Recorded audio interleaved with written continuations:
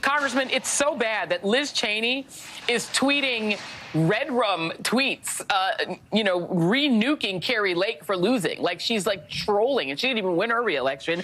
That is how confident she feels that the MAGA movement is battered.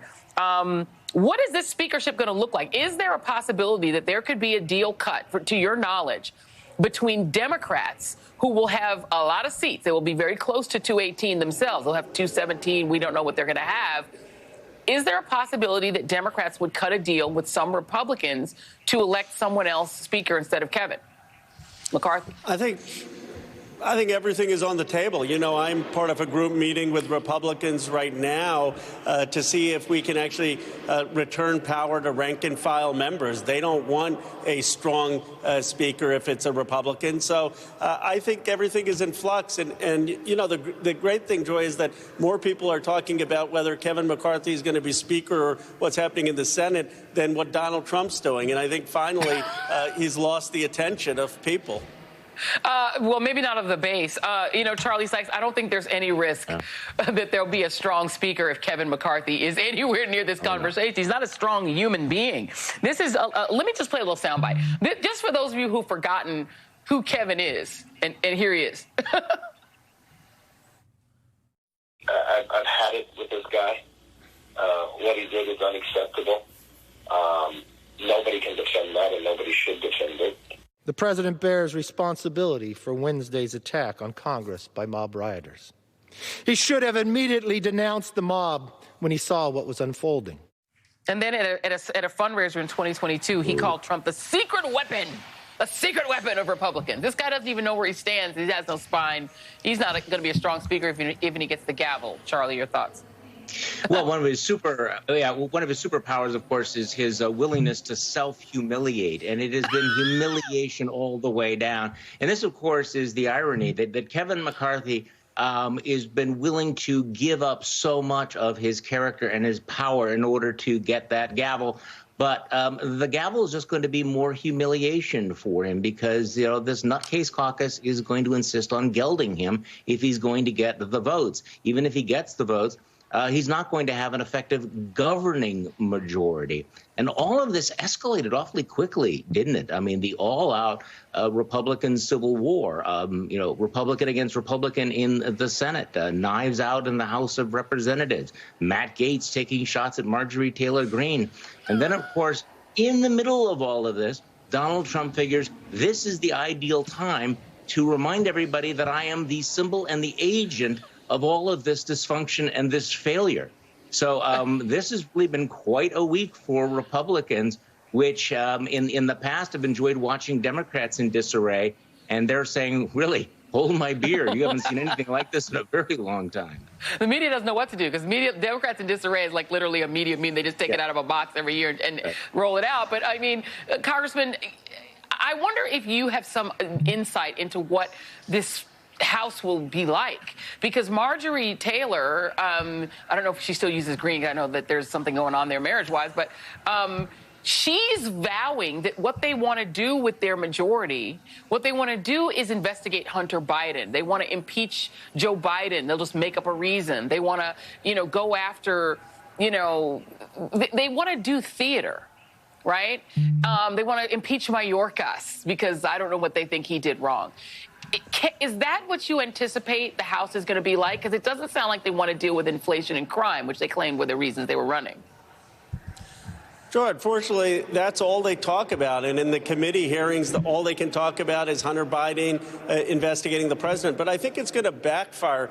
And for all those stories about Democrats in disarray, look, this is a Democratic Congress that passed the infrastructure bill, that brought semiconductor manufacturing back, that passed the largest climate investment, that passed the American Rescue Plan that cut child poverty in half. It's one of the most successful presidential terms in modern history with some of the slimmest majorities. And I think it's actually going to be seen as one of the most unified Congresses. And now when the other side may have a majority, you see they don't even have one plan, let alone the four major things we passed.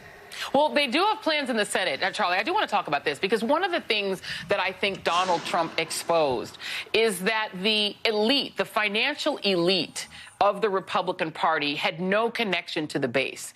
The base wanted what Donald Trump was selling, and the financial elite want massive tax cuts for the rich. The financial elite are now back in a big way, saying they're going to fight Mitch McConnell. You have Rick Scott, who wants to challenge McConnell, who was a sycophant to Trump, for leadership. But Rick Scott is not only the guy who was in charge of getting Republicans reelected, but his plan is to take Social Security, Medicare, and Medicaid and put them on 5-year tracks to be dismantled. His plan, I mean, this is a guy who presided over $1.7 trillion Medicare and TRICARE fraud and then got elected to governor of Florida. So this guy has presided over crookedness. He wants to essentially make old people poor. And so this is the financial elite saying, we don't like the Trump party. Give us back the party that's going to throw grandma over the side of the bridge. Well, real man of political genius. Look, Rick Scott disagreed with Mitch McConnell. Mitch McConnell said, let's not stand for anything. Let's just, be a blank slate like we were in 2020. Rick Scott came up with a lot of proposals and ideas which were absolutely toxic. But this is an interesting point. I mean, here's a Republican Party that has no agenda whatsoever. They could be engaging in introspection about the extremism, about the effect of Dobbs. They could be talking about what their plans are about inflation, various other policy issues, but they can't do that because they know that Donald Trump and the base are frankly not interested in any of that. It's beside the point. This is the problem of becoming the cult of personality. So you have a party that actually right now doesn't stand for anything other than being in opposition. So at a moment like this, all they can do is turn on one another. Because you'll notice that with all the chaos we've been discussing, they're not debating issues. They're not debating principles or ideas, are they? It's all about power. It's all about ego. And it's all about loyalty to the orange one. Because they don't care about these issues. I've said it before. I'll say it again. And the financial elite want to replace what they see as the rabble of the party who like Trump with more people who will give them more tax cuts for the rich. That's all they really care about. Let's go back to you, Congressman, because there is another big news issue. And I know that you sit on the House Armed Services Committee. What are your thoughts about what's happening in Poland right now? We know there was a missile strike. We're still not clear on all of the details. But what's your perspective and what are House members saying about it? Oh, we don't know it's a missile strike. I should take that back. We know there was some sort of an explosion in Poland, and there is a suspicion that there might be something to do with Russia. Well, it's deeply concerning. Obviously, Poland is a NATO ally. The first thing we need to do is find out, was this a deliberate strike? Was it accidental? Did it come from the Russians? But I want to just commend President Biden and Secretary Blinken, as well as Jake Sullivan. They have stood firmly with Ukraine, but at the same time, they are in touch with the Russian counterparts to make sure that there is no escalation. And they have been very responsible in standing with Ukraine, but being cautious of not having accidental nuclear war strikes. So I believe the administration is handling this very responsibly. Are you concerned that if the House we don't know who would be in charge of, the equivalent of the committee that you're on. Are you concerned that somebody that's like a MAGA person, that like a Marjorie Taylor might get that gavel? Is that the kind of deals you're seeing being made?